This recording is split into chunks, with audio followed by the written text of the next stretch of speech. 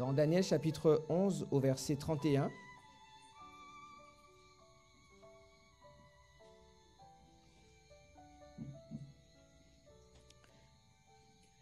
Des troupes se présenteront sur son ordre, elles profaneront le sanctuaire, la forteresse, elles feront cesser le perpétuel et dresseront l'abomination du dévastateur.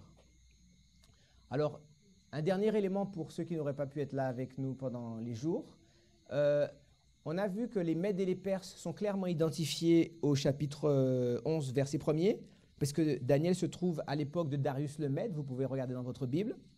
On voit qu'au verset 4, on est à l'époque du royaume grec, parce que l'empire va être divisé aux 4 vents des cieux, et c'est une expression qu'on retrouve dans Daniel chapitre 8, au verset 8 et 9. Et à partir du verset 5 jusqu'au verset 45, on ne retrouve que 2 entités, l'une qui s'appelle le roi du septentrion, ou le roi du nord, et l'autre qui s'appelle le roi du midi, ou le roi du sud. D'après le principe géographique biblique, il est facile de montrer pourquoi et comment le nord est associé à Babylone. La Bible dit de façon littérale, de toute façon, lorsque les invasions assyriennes ou chaldéennes ou babyloniennes se font, la direction depuis laquelle viennent l'ennemi, c'est le nord. Donc le nord est associé à Babylone dans la Bible et le sud est associé à l'Égypte. Et 2 dynasties vont faire la guerre pendant des siècles et des siècles. Et ce sont les 2 puissances dominatrices du Moyen-Orient à l'époque, l'Égypte et la Syrie. L'Égypte à travers la dynastie des Ptolémées et le nord, la Syrie par la dynastie des Séleucides. Au verset 14 de Daniel 11, une nouvelle puissance va apparaître, puisqu'on était encore à l'époque des Grecs. Et au verset 14, la Rome païenne apparaît dans l'histoire du monde. Et à ce moment-là, la Rome païenne va intercepter une expédition des Syriens contre les Égyptiens. Et à ce moment-là, l'Empire de Rome va devenir le royaume du Nord dans le contexte eschatologique de Daniel 11. Donc, très simple à se rappeler, le Nord est associé à Babylone, le Sud est associé à l'Égypte. OK ? Maintenant, nous sommes en train de voir que du verset 14 jusqu'au verset 29, ce sont toutes les caractéristiques qui sont données en rapport avec la Rome païenne.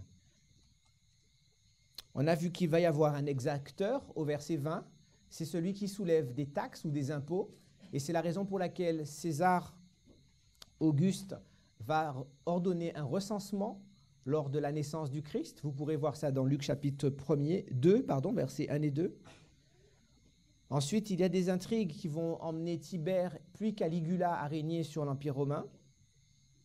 Et l'Empire romain, d'après Daniel chapitre 7, l'Empire romain va dominer et écraser, exterminer tout ce qui se trouve sous son passage. Et c'est pour ça qu'il est représenté par un animal avec des dents de fer. Mais à une époque fixée, il va se passer quelque chose, une transition se fait, à cause du fait que Constantin ait passé une loi du dimanche en l'an 321, l'Empire va commencer à s'effondrer.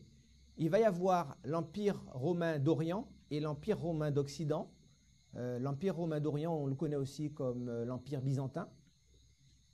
Et à partir du moment où l'Empire va être séparé, des invasions barbares vont venir menacer l'intégrité du royaume de Rome. Ces invasions barbares sont représentées dans le chapitre 8 de l'Apocalypse, sous le symbole de 4 trompettes. Et dans le verset 30, nous avons vu que les navires de Chittim étaient en relation avec la 2e trompette, qui était Genséric, le roi des Vandales. Les Vandales qui étaient du côté de Carthage, en Tunisie, et qui venaient faire la guerre contre l'Empire romain par des guerres navales. Maintenant, au verset 31, on nous dit que des troupes se présenteront sur son ordre. Dans le contexte, vous verrez qu'il s'agit du roi du Nord. Donc, quelles sont les troupes qui vont se présenter sur son ordre? Nous l'avons dit tout à l'heure, ce sont les troupes de Clovis, le roi de France. Si vous vous rappelez l'histoire du monde, l'Empire romain va dominer le monde jusqu'à ce qu'il devienne dit pays ou 10 nations. Et lorsque ces 10 nations vont se mettre en route, elles vont céder la place à la papauté. Clovis, qui est le roi des Francs, va être le premier à accepter le catholicisme comme religion naturelle, nationale. Et la religion nationale de la France, avant Clovis, comme tous les pays barbares, c'était le paganisme. Et une des choses que Clovis va faire lorsqu'il va être consacré à Reims en 496, c'est qu'il va vouer son pays à la papauté. Ainsi, il va donner un bras armé, il va donner une puissance militaire à l'évêque de Rome. Nous sommes tous ensemble? Donc voilà les troupes qui se présenteront pour profaner le sanctuaire ou la forteresse. Ici, vous pourrez noter, nous n'allons pas l'étudier, mais notez-le et faites la recherche. Si vous avez des questions, vous pourrez les poser plus tard. Vous pouvez mettre en lien Daniel 11, 31 avec Daniel chapitre 8 au verset 11. Parce que comment les troupes vont profaner le sanctuaire dont il s'agit dans le contexte de Daniel, c'est le Panthéon de Rome. Le Panthéon de Rome qui était la capitale du paganisme dans l'Empire romain. Rome avait fait ce qu'aucun autre royaume avait fait. Lorsque les Philistins, lorsque les Babyloniens, lorsque les Mèdes, les Perses, les Grecs faisaient une conquête, en signe de leur domination ou de leur victoire, ils assujettissaient les dieux des nations conquises. Ce que va faire Rome est tout à fait différent. Rome va accumuler tous les cultes et les héberger dans un lieu qui s'appelle le Panthéon. Panthos, la maison des dieux. Et c'est ce sanctuaire dont parle Daniel chapitre 11 au verset 31. Le Panthéon va être renversé dans le sens que le paganisme va être retiré de l'Empire romain pour accepter le catholicisme. Les forces qui profanent le sanctuaire vont dresser l'abomination du dévastateur. Qu'est-ce que c'est l'abomination du dévastateur dans le contexte du livre de Daniel? L'abomination du dévastateur, c'est la papauté. Donc, le verset 31 raconte la transition entre l'Empire romain païen et le moment où l'évêque de Rome va devenir un pouvoir temporel, un pouvoir qui domine sur les nations. Verset 32. Il séduira par des flatteries les traîtres de l'alliance, mais ceux du peuple qui connaîtront leur Dieu agiront avec fermeté.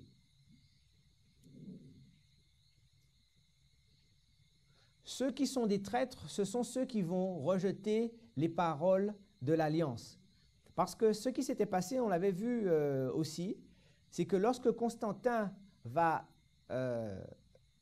proclamer la loi du dimanche, en l'an 321, il va fouler aux pieds ou écraser la vérité par terre. Il va changer les temps et la loi, et c'est ainsi qu'il va s'attaquer à l'alliance sainte. Mais le verset 32 nous dit « Mais ceux du peuple qui connaîtront leur Dieu agiront avec fermeté. » Il y a tellement de guerres et de luttes dans le livre de Daniel que parfois on oublie un détail. Vous vous rendez compte qu'aujourd'hui, il y a des chrétiens dans le monde, de véritables chrétiens. Pourquoi? Parce que même si l'apostasie est universelle, dans toutes les générations, il y a des hommes et des femmes qui ne fléchissent pas le genou devant Baal. Et ces gens-là, ce sont les personnes que Christ utilise et que Christ éclaire de sa gloire afin qu'eux-mêmes, ils éclairent et illuminent le monde. Si vous lisez la tragédie des siècles, la sœur White dit une phrase forte, très très forte. Pour ceux qui ne l'ont pas lu, vous pourrez regarder à la page 48, 49, 50. La sœur White va dire que le midi de la papauté était le minuit de l'humanité. En d'autres termes, lorsque le soleil papal était au sommet de sa course, l'humanité, pas la chrétienté, l'humanité était à son point le plus bas. Elle va commenter plus de progrès dans les sciences, plus de progrès dans les arts, dans la culture. La papauté a été le plus grand criminel jamais recensé dans l'histoire humaine. Et lorsque nous lisons Daniel chapitre 11 au verset 32, la Bible dit que ceux du peuple qui connaîtront leur Dieu agiront avec fermeté. De qui s'agit-il, ceux qui connaîtront leur Dieu et qui agiront avec fermeté? notez que le texte dit qu'ils agissent avec fermeté. Ils ne sont pas chancelants, ils ne sont pas hésitants. Et vous pourrez toujours lire dans la tragédie des siècles, ceux qui vont représenter ce verset, ce sont les Albigeois, ce sont les Cathares, ce sont les Vaudois, ce sont Jean, Hus, ce sont Luther, ceux qui vont être utilisés par Dieu pour maintenir une lumière au milieu des ténèbres papales. Et vous savez, c'est très fort. Lorsque vous avez des ténèbres où il n'y a aucune lumière, même la flamme d'une chandelle brise les ténèbres. Parce que la lueur de cette flamme permet non pas peut-être de voir toute la lumière, mais de dégrossir les ténèbres. Et c'est exactement à ce que Dieu va appeler les protestants. Les protestants vont être le starter d'un mouvement de réforme par nature qui va séparer le bon grain de l'ivraie. Ceux qui vont rester connectés aux hérésies et aux doctrines papales, ceux qui vont rester connectés et attachés aux doctrines papales vont rester dans les ténèbres pour toujours. Maintenant, le verset 32 nous disait « Mais ceux du peuple qui connaîtront leur Dieu agiront avec fermeté. C'est par leur vie, c'est par leur sang qu'ils ont porté la parole de Dieu. » Lorsque vous regardez la manière dont les Vaudois vivaient, cachés, reclus dans des montagnes, terrassés comme des bêtes, cela nous fait peut-être avoir de la compassion lorsque nous entendons ça, n'est-ce pas? Mais si vous avez compris le principe du pasteur Jamal, ça représente quelle histoire, ça? C'est notre histoire. Eux, c'est déjà passé. Nous avons de la compassion pour eux. Mais ce que la Bible nous montre, c'est qu'ils ont préfiguré et ils ont ouvert le chemin par lequel chacun d'entre nous ici va passer. La Bible ne nous dit pas cela pour que nous ayons peur, parce que la Bible promet que ceux qui connaîtront leur Dieu agiront avec fermeté. Et qu'est-ce qui permet de connaître son Dieu, chers amis? Or, la vérité, c'est qu'ils te connaissent, et toi seul, celui que Dieu a envoyé. Verset 33, Daniel 11, verset 33. « Et les plus sages parmi eux donneront instruction à la multitude. » Lorsque vous avez la lumière, vous êtes dans une obligation de donner l'instruction à la multitude.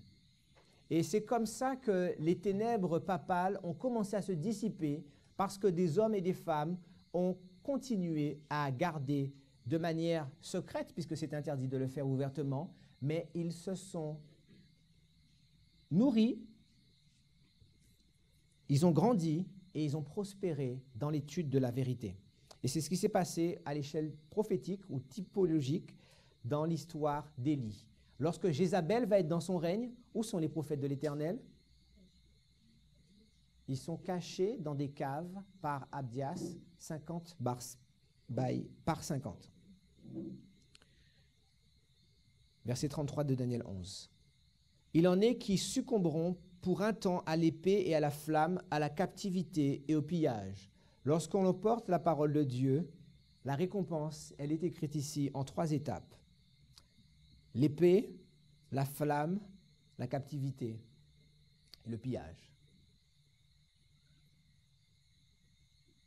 Verset 34. « Dans le temps où ils succomberont, ils seront un peu secourus et plusieurs se joindront à eux par hypocrisie. » Qu'est-ce que c'est un hypocrite?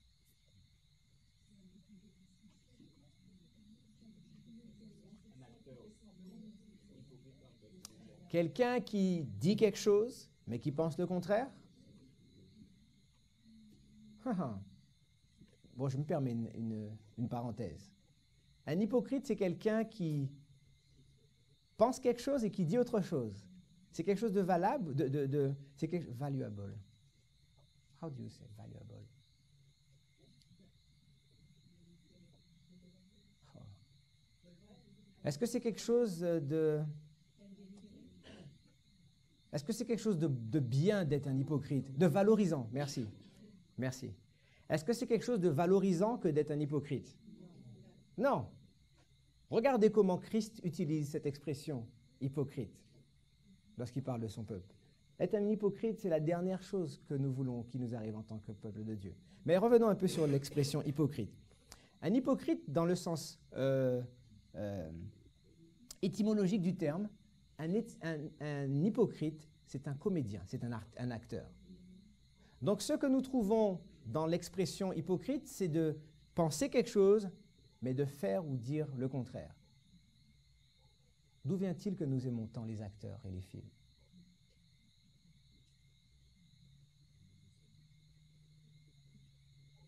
Vous savez, la parole de Dieu dit qu'on est transformé en contemplant. Oui? Qu'est-ce qui va nous arriver si nous aimons et que nous contemplons ces personnes qui sont des acteurs et des comédiens? Nous allons finir par devenir à l'image de ce qu'on contemple. Vous savez, lorsque la servante du Seigneur nous parle du type de récréation, elle ne dit pas amusement.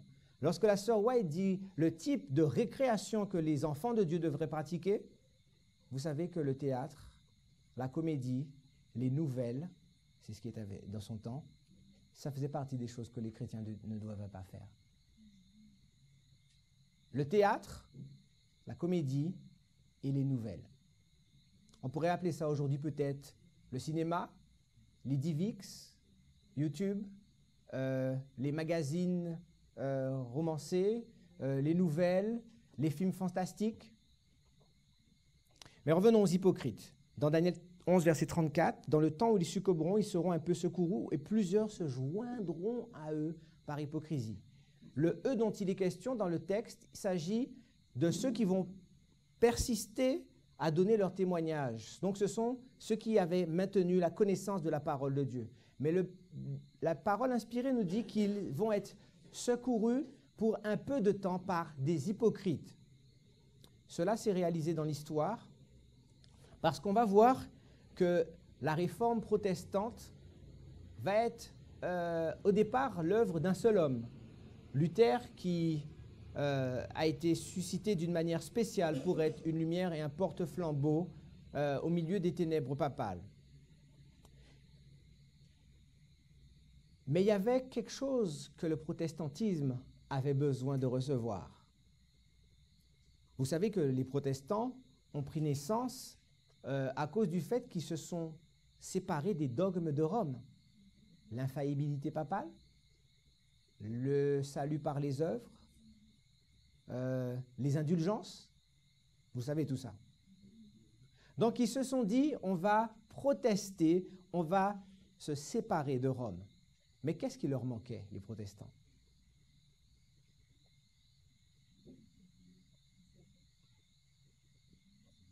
Comment ou quand adoraient les protestants? Le dimanche. Intéressant.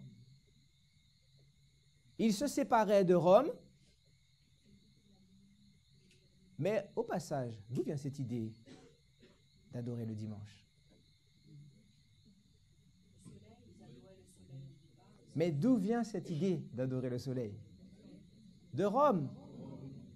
Donc, dans la pensée de Dieu, lorsqu'il va susciter le protestantisme, la fin du protestantisme, vous savez quand est-ce qu'elle devait avoir lieu? C'est écrit dans mon dos ici. En 1844. À travers le premier, le deuxième et le troisième message, Dieu purifiait les protestants pour les emmener à recevoir la lumière sur le sabbat. Mais qu'est-ce que le monde protestant a fait? Ils ont rejeté. Et en rejetant, le livre d'Apocalypse dit qu'ils sont devenus Babylone. Pourquoi ils sont devenus Babylone? Parce que eux qui disent qu'ils sont protestants ou séparés de Rome, la seule doctrine qu'ils ont en commun, qui est le dimanche, c'est de Rome que ça vient. C'est pour ça que le livre de Daniel, chapitre 11, au verset 34, va dire que plusieurs vont joindre ceux qui aiment la vérité par hypocrisie. Parce que qu'est-ce que c'est qu'un hypocrite? C'est quelqu'un qui pense quelque chose, mais qui dit le contraire. Qui a des idées, mais qui fait le contraire.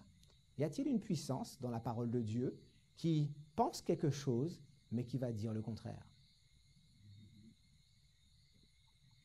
Allons ensemble dans le livre de d'Apocalypse, pardon. Apocalypse chapitre 13. Apocalypse chapitre 13. Regardons ensemble le lien entre Daniel 11, verset 34 et Apocalypse chapitre 13. Dans le livre d'Apocalypse chapitre 12, au verset 15, la Bible nous dit « Et de sa gueule, le serpent lança de l'eau comme un fleuve derrière la femme, afin de l'entraîner par le fleuve. » C'est qui la femme? L'Église. L'Église qui est au désert pendant 1260 années. Et elle est persécutée par le dragon. La persécution est représentée par un déluge de l'eau que le dragon lance pour tuer la femme. Maintenant, regardez ce qui se passe au verset 16, Apocalypse chapitre 12 au verset 16. Mais la terre secourut la femme, elle ouvrit sa bouche et engloutit le fleuve que le dragon avait lancé de sa gueule. Qui c'est qui va venir au secours de la femme? La terre. Et vous allez regarder comment, dans l'histoire, ça s'est réalisé. Comment la terre est venue au secours de la femme? La réponse, elle est dans le prochain chapitre et nous verrons un peu cela demain et sabbat Dieu voulant. Dans le livre d'Apocalypse 13, vous avez deux entités, deux bêtes. L'une qui vient de la mer et l'une qui vient de la terre. Dans le livre d'Apocalypse chapitre 13 au verset 11, Apocalypse chapitre 13 au verset 11, « Puis je vis monter de la terre une autre bête qui avait deux cornes semblables à un agneau. » Quelle est cette bête qui vient de la terre?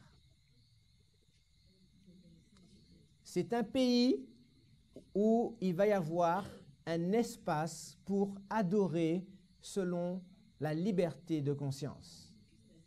Oui? C'est une puissance qui est représentée comme un agneau. Et si vous regardez le contexte d'Apocalypse 13, quels animaux voit-on dans le livre d'Apocalypse 13? Je le dis et nous le reverrons demain si Dieu veut.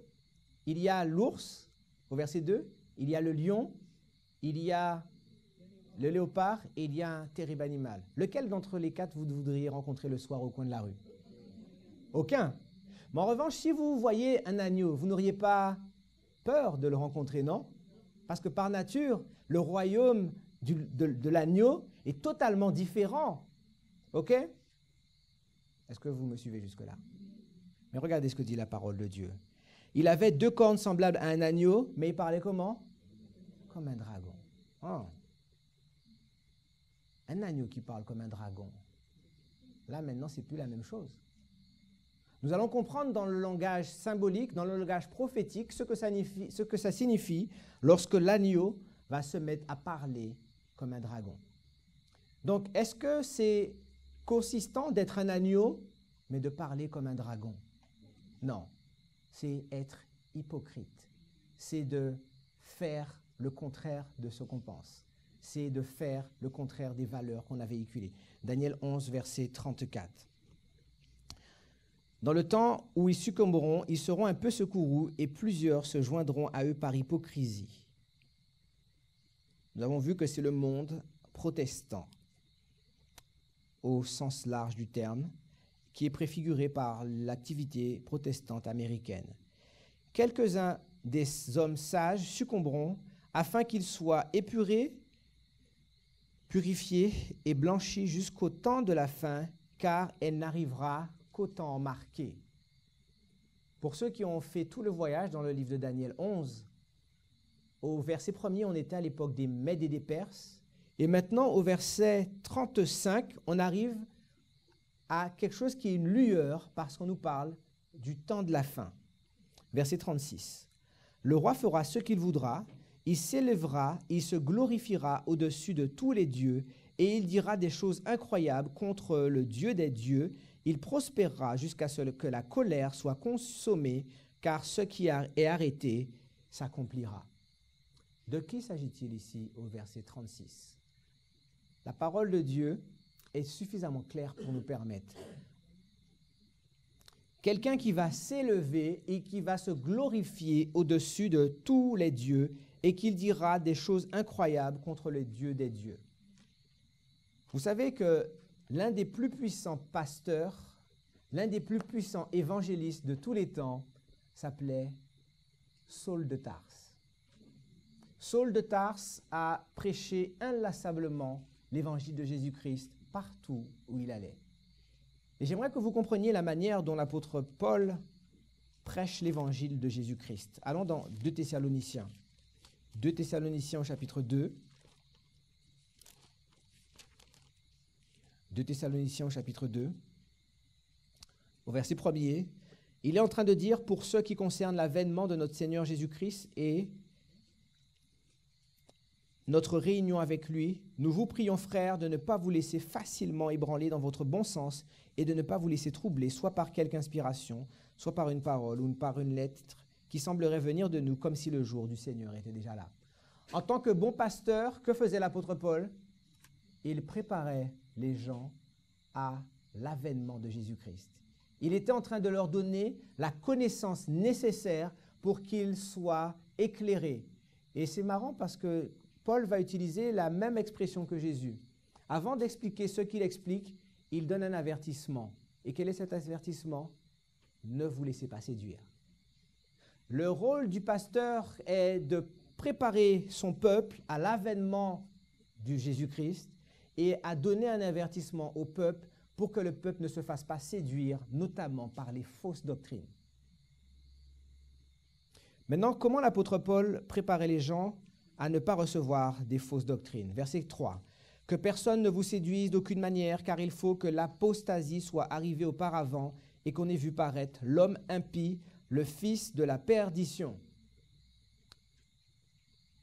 Pour préparer son troupeau, l'apôtre Paul est en train de leur mettre en perspective les activités de quelqu'un qu'il appelle l'homme impie, le fils de la perdition.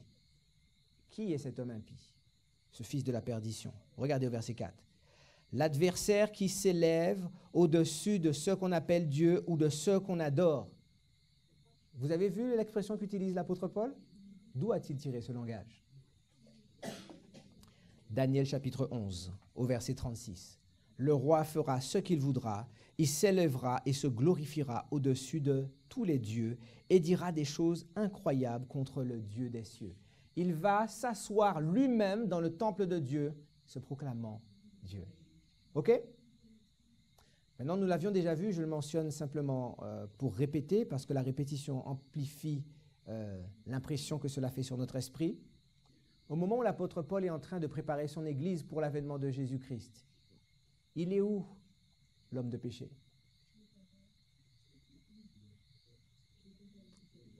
Il n'est pas encore là. Donc comment l'apôtre Paul prépare son peuple? C'est en prophétisant. C'est en dévoilant devant son peuple les activités de l'homme de péché. Voilà pourquoi le message du troisième ange est un message qui dévoile d'une manière claire et détaillée les activités de l'homme de péché qui séduira la terre afin que la terre entière vienne l'adorer. Est-ce que nous sommes ensemble jusque-là? OK. Alors, les versets 37 à 39 de Daniel chapitre 11 marquent maintenant une transition. Parce que si vous avez noté ce que disait le verset 36, il prospérera, de qui s'agit-il? De celui qui va s'élever contre le Dieu des cieux, le roi du Nord. Il prospérera jusqu'à ce que la colère soit consommée. De quelle colère va-t-il s'agir? Quelle colère était consommée et qui devait s'accomplir? Lorsque vous voyez le mot « s'accomplir » dans la parole de Dieu, très souvent, c'est en rapport avec la réalisation d'une prophétie de date et de chiffres. Si la vision tarde à s'accomplir dans le livre d'Habakkuk, attends-la, car elle s'accomplira. Qu'est-ce qui avait été déterminé et qui devait s'accomplir sur le roi du Nord ou sur la papauté? Allons ensemble dans le livre d'Apocalypse, toujours au chapitre 13. Apocalypse chapitre 13.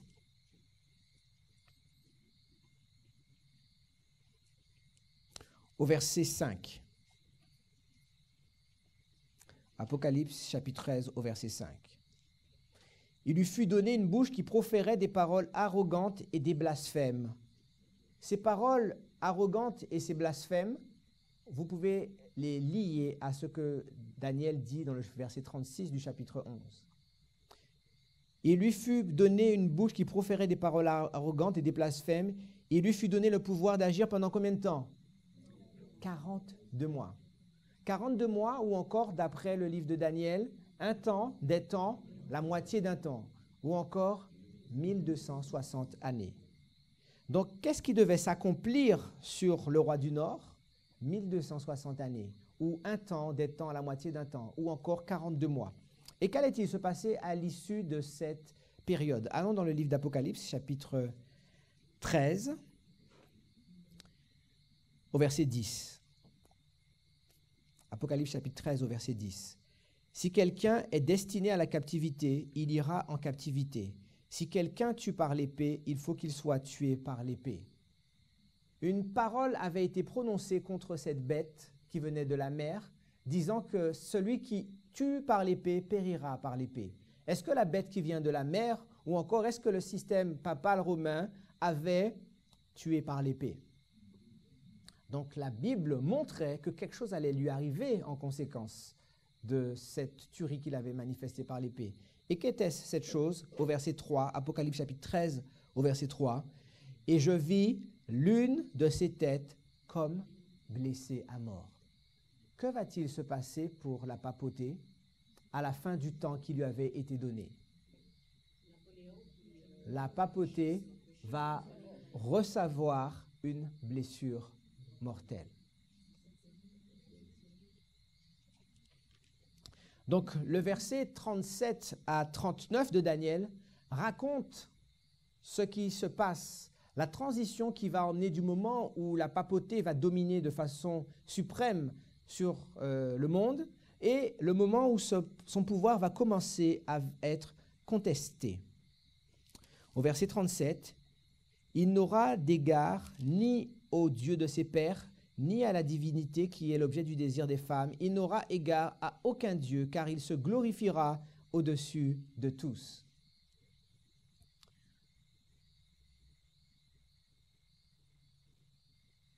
Alors, certains de nos pionniers adventistes ont identifié ce verset comme étant accompli par l'esprit de la Révolution française.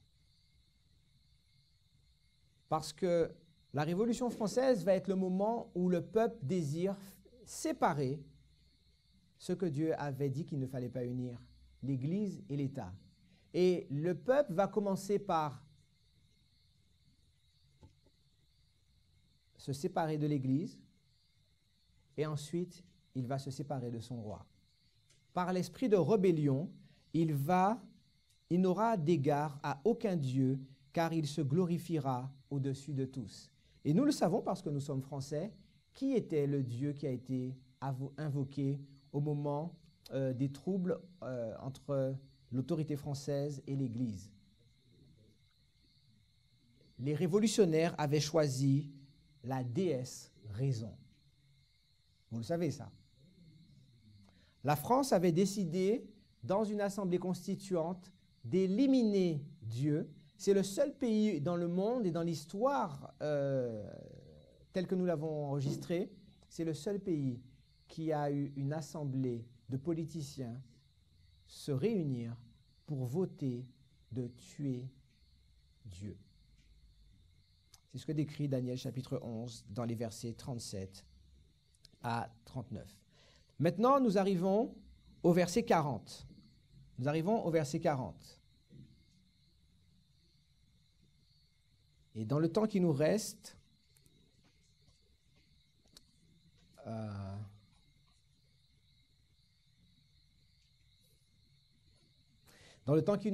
on va essayer de rendre les choses suffisamment claires pour que vous puissiez vous y retrouver.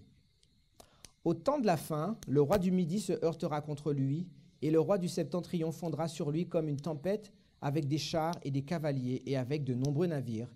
Il s'avancera dans les terres, se répandra comme un torrent, et débordera.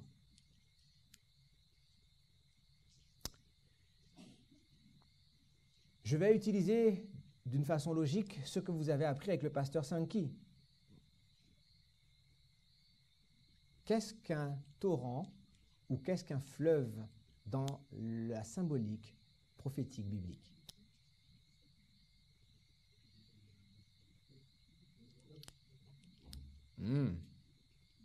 Bon, il faudra refaire un peu ses devoirs.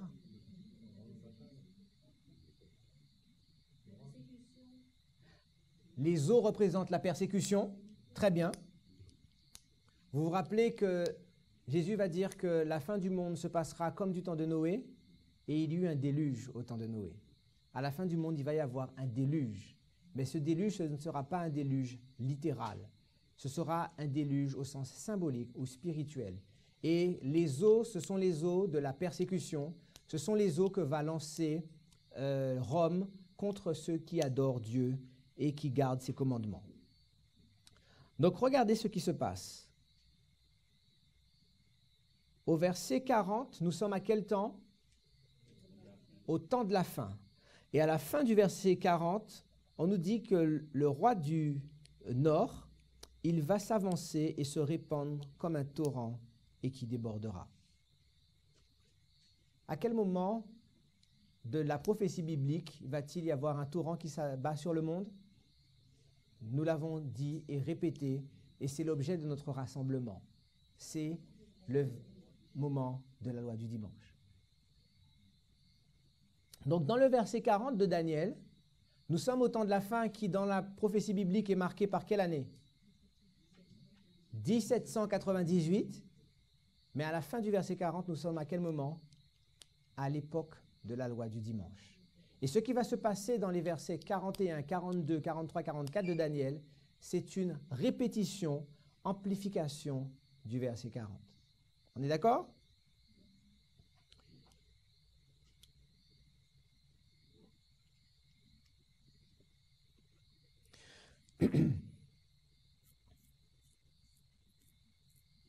Le verset 40 est à découper en deux parties. La partie A, c'est la première phrase. Au temps de la fin, le roi du Midi se heurtera contre lui. Et la partie B, c'est le reste du verset. Il est facile pour nous de comprendre le symbolisme parce que nous savons que dans le chapitre 11 de Daniel, on va faire une révision, il y a deux entités qui se combattent. Quelles sont ces deux entités?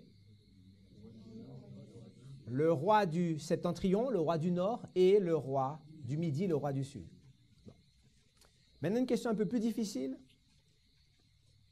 En 1798, y a-t-il une guerre littérale entre l'Empire du Nord et l'Empire du Sud? Non. Non. Parce que c'est un principe d'interprétation biblique que nous connaissons, c'est que Christ est le centre. Et avant Christ, les choses sont à comprendre d'une manière symbolique, littérale, matérielle, physique. Il y avait un sanctuaire littéral, il y avait des sacrificateurs littéraux, et il fallait faire des sacrifices littéraux d'animaux afin d'être pardonné et d'avoir le sang qui couvre nos péchés, d'accord? Ça, c'est littéral. Lorsque Christ est sur la croix, la victime expiatoire va s'échapper, le couteau sort des mains du sacrificateur qui est sur le point d'immoler la Pâque, et le voile du temple va se déchirer. À partir de ce moment-là, le sacrifice qui est nécessaire est un sacrifice d'ordre symbolique. Voilà que Jean déclare que Christ est l'agneau de Dieu qui ôte le péché du monde. Pourtant, Christ ne mangeait pas de l'herbe ou il ne bêlait pas, mais c'était un langage typifié, symbolique, spirituel. Avant la croix, pour faire partie de l'alliance, il fallait être un descendant physique de sang d'Abraham. Après la croix, d'après le livre de Galates, ce sont ceux qui sont en Christ, qui sont la postérité d'Abraham. Galates chapitre 3, d'accord?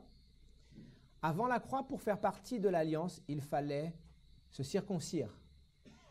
Après la croix, l'apôtre Paul parle d'une circoncision non pas faite de main d'homme, mais d'une circoncision qui vient du cœur. Et cette circoncision, c'est le baptême. Donc avant la croix, les choses sont littérales. Après la croix, les choses sont symboliques. Donc avant la croix, c'est littéral, et après la croix, c'est symbolique ou spirituel. Donc lorsque nous sommes au temps de la fin, dans Daniel chapitre 11, verset 40, nous sommes en train de chercher le midi ou le sud de manière symbolique, et nous sommes en train de chercher le nord de la même manière, de manière symbolique.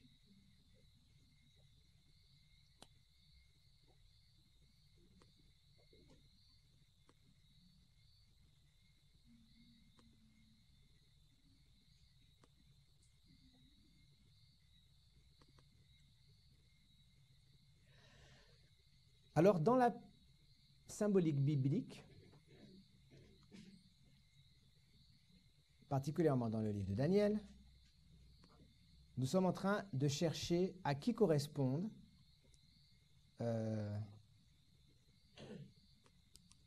le sud et le nord. Donc le sud, ça représente quel pays? L'Égypte. Et le nord représente quel pays? Babylone. Y a-t-il une Égypte spirituelle dans la prophétie biblique? Allons dans le livre d'Apocalypse. Apocalypse au chapitre 11. Au chapitre 11 de l'Apocalypse.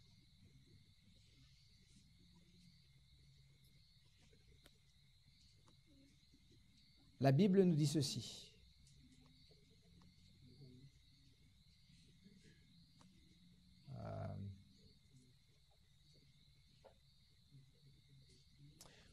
Apocalypse chapitre 11 au verset 8. Et leurs cadavres seront sur la place de la grande ville qu'on nomme littéralement Sodome et Égypte. C'est ce que la Bible dit?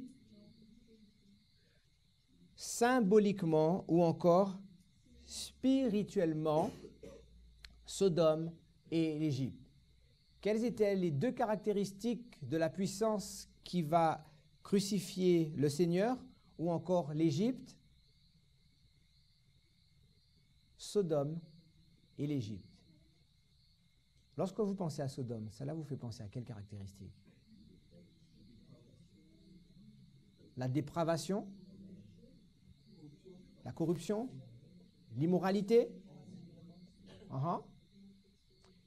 Maintenant, lorsqu'on pense à l'Égypte, à quoi pense-t-on? L'idolâtrie, très bien, le paganisme. Qui est l'Éternel pour que j'obéisse à sa voix? Qui est l'Éternel? C'est l'esprit de dénégation, l'esprit de déni, de rejet de Dieu. Donc, quel que soit ce que représente cette entité, c'est une entité dont la caractéristique spirituelle est l'immoralité et le rejet de Dieu. Vous connaissez cette entité? Qui dirige l'Égypte spirituelle? Une nation qui a ces deux caractéristiques écrites dans ses gènes. L'athéisme et l'immoralité. C'est la France. C'est la France.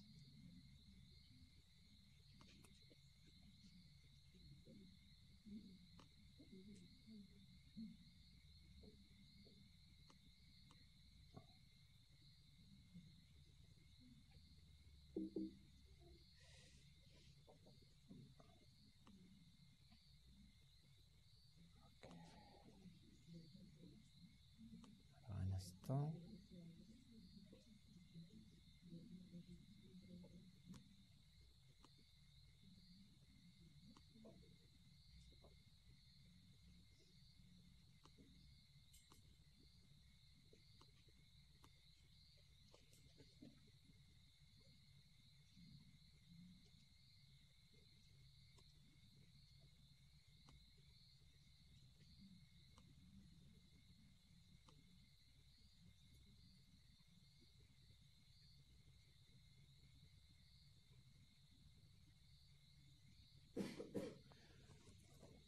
C'est bon, tu peux envoyer.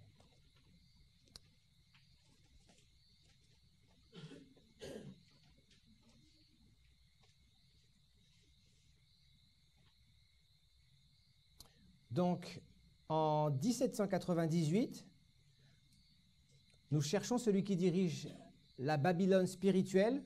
Nous le savons d'après le livre d'Apocalypse chapitre 17, que la Babylone spirituelle, c'est Rome, la Rome papale. C'est la Rome papale qui est engagée dans un conflit avec l'entité qui dirige l'Égypte spirituelle, qui est la France. La blessure mortelle d'Apocalypse chapitre 13, verset 2, est présentée dans le verset 40a du livre de Daniel. Et vous connaissez cet homme, Napoléon. c'est lui qui va être l'outil utilisé par l'histoire pour asséner la blessure mortelle. Monsieur Berthier va être mandaté par Napoléon et ils vont demander au pontife de renoncer à son pouvoir. Puisqu'il va refuser, il va être incarcéré et il sera mis en prison où il va mourir. C'est ce que la Bible décrit comme la blessure mortelle. Mais maintenant, le livre de Daniel au chapitre 11, nous l'avons vu bien en détail ce matin, c'est un livre où on part tout le temps en conquête. Donc lorsque quelqu'un est le roi du nord ou le roi du sud, il le reste seulement jusqu'à ce que quelqu'un d'autre vienne et lui prenne la place. Donc l'entité qui dirige l'Égypte est caractérisée par l'esprit d'athéisme et à travers l'histoire, une autre puissance va prendre le contrôle de l'athéisme mondial. En 1917, alors bon, ça c'est pour montrer les Jacobins. Regardez cette phrase qui va être prononcée par Karl Marx. Karl Marx va déclarer que le Jacobin de 1793 est devenu le communiste de nos jours. Qui étaient les Jacobins? C'était un club révolutionnaire et ce sont eux, avec l'appui de grands banquiers, qui ont mis en place la Révolution française et ont fait régner le règne de la terreur. Je n'ai pas besoin de détailler ça trop parce que nous sommes dans le pays au monde où nous avons le plus d'informations sur cette période de l'histoire.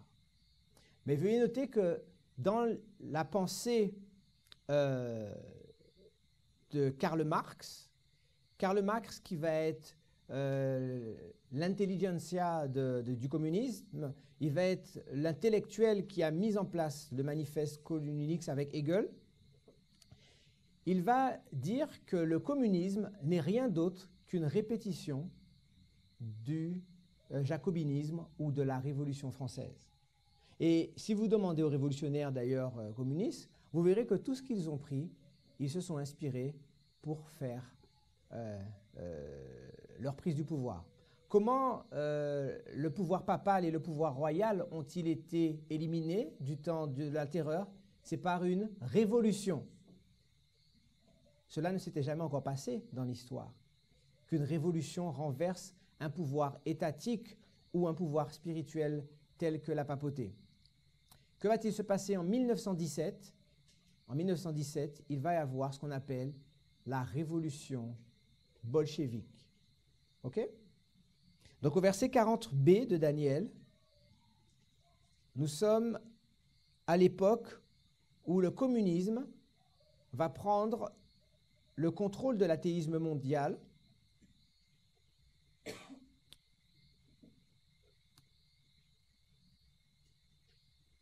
Donc vous avez Lénine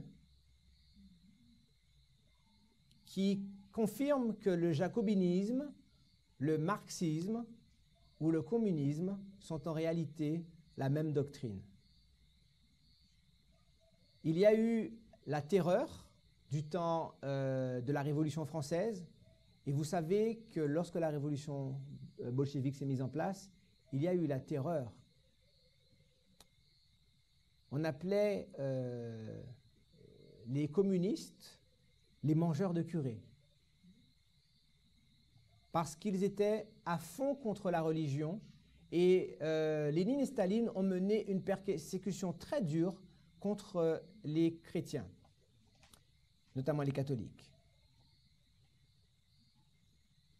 Alors, pourquoi nous voyons tout cela?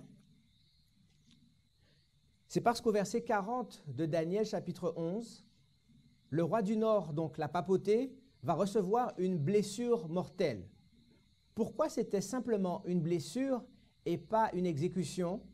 Nous verrons cela en détail dans Apocalypse chapitre 13 et 17, mais je vous donne un aperçu.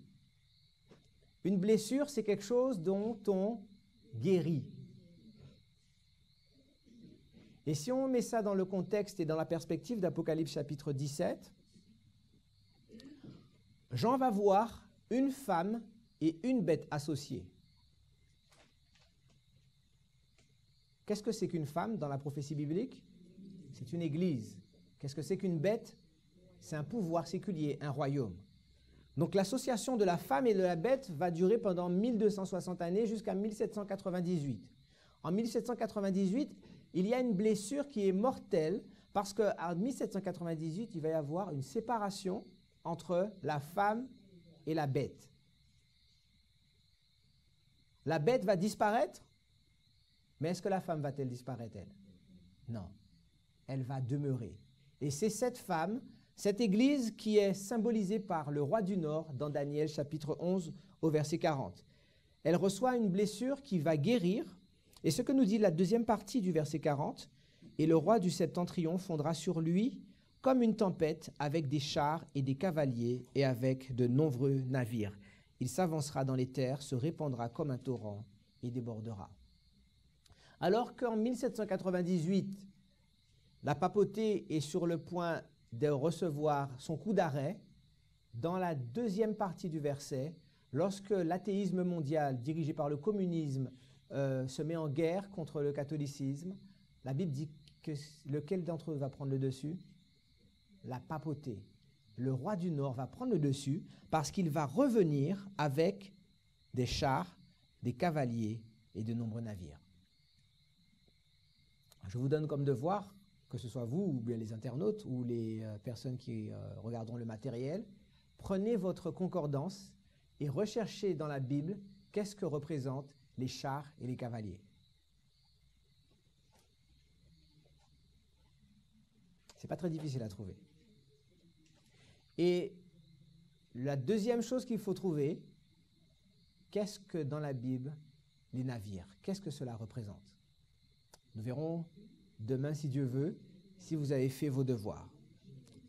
Donc, le roi du Nord va revenir avec deux choses, des chars et des cavaliers, et de l'autre côté, des navires. Et que va-t-il faire maintenant?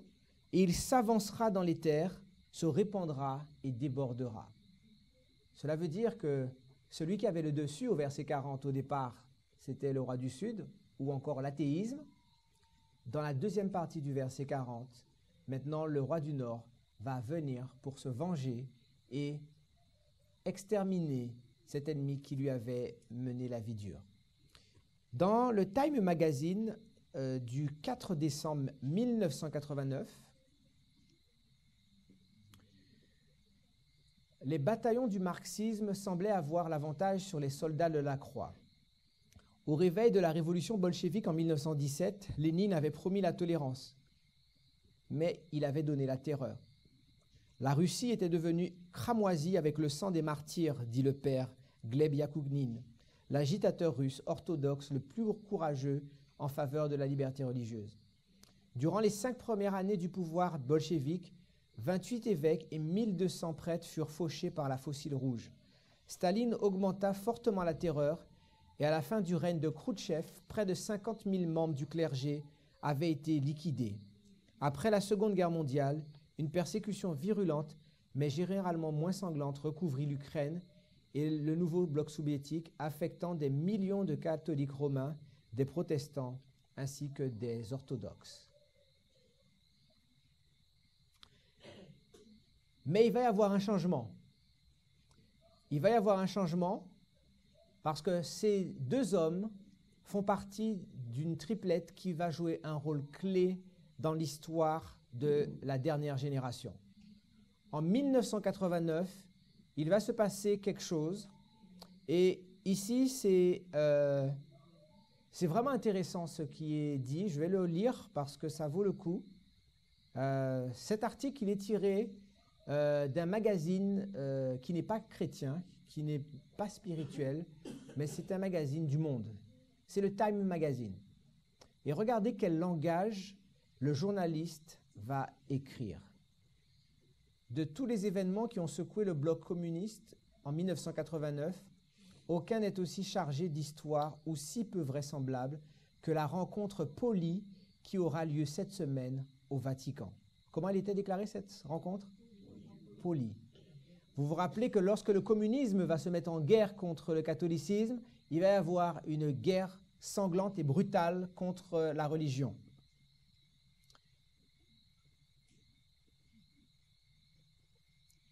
La rencontre a lieu au Vatican. Qui va vers qui?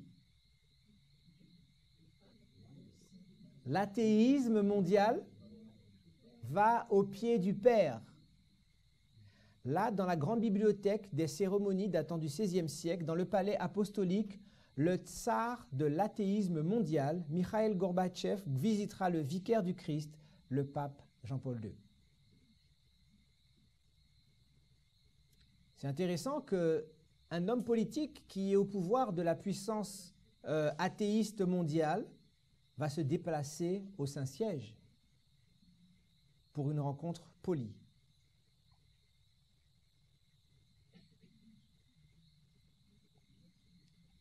L'instant sera électrique, non seulement parce que Jean-Paul a aidé à enflammer la ferveur pour la liberté de sa Pologne natale, qui s'est répandue comme un feu de broussailles dans toute l'Europe de l'Est. Bien plus que cela, la réunion des deux hommes symbolise la fin de la guerre spirituelle la plus dramatique du XXe siècle. Un conflit dans lequel les forces apparemment irrésistibles du communisme luttèrent contre l'objet inébranlable du christianisme. Ici, les journalistes du monde reconnaissent qu'il y a un conflit d'ordre spirituel entre le communisme et le catholicisme. Donc ça, c'est tiré du Time Magazine du 4 décembre 1989.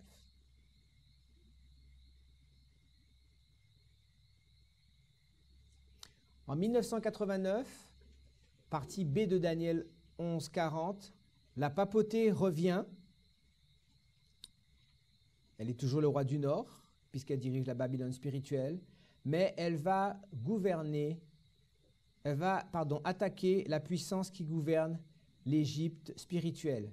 Ce n'est plus la France, mais maintenant, c'est la Russie, l'Union soviétique. Et lorsqu'on regarde cette carte montre ce qu'on a appelé auparavant le bloc soviétique. Le bloc soviétique était un territoire qu'il fallait conquérir. Parce que si vous regardez cette partie, où vous avez la France, où vous avez l'Espagne, l'Italie, quelle est la religion de ces pays culturellement? Ce sont des pays latins à tendance catholique. Mais l'objectif de l'Église de Rome, c'est d'étendre son pouvoir sur le monde. Et qu'est-ce qui empêchait l'expansion de l'idéal et des objectifs catholiques? Ce que l'on a appelé le rideau de fer, le bloc communiste.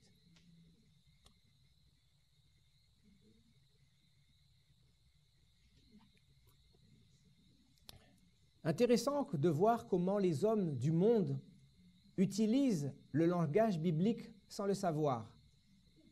Parce que cette couverture de magazine, qui est toujours le Time Magazine, regardez ce qui est dit dedans.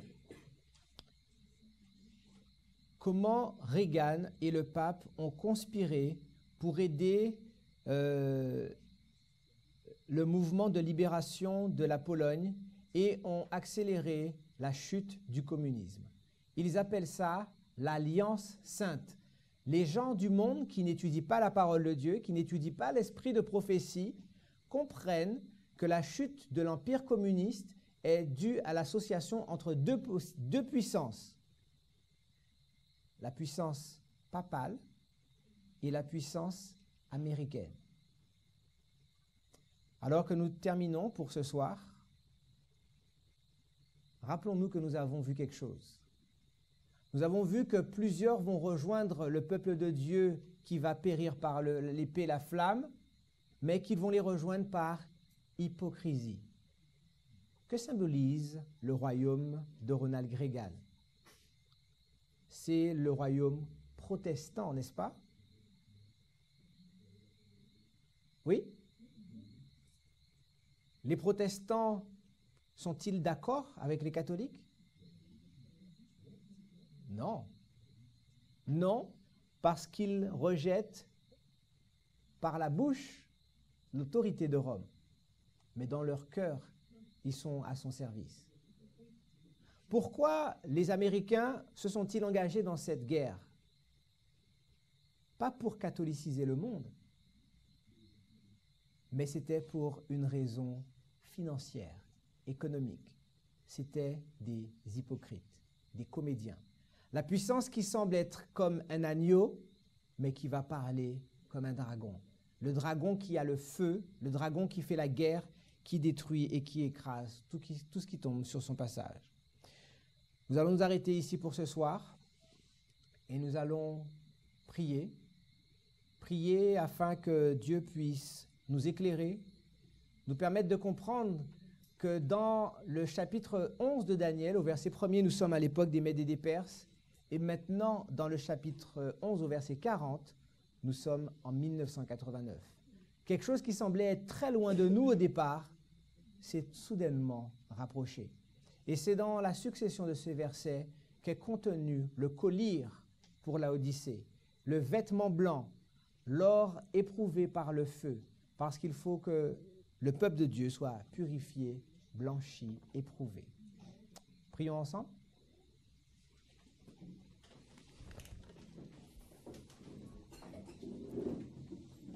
Seigneur,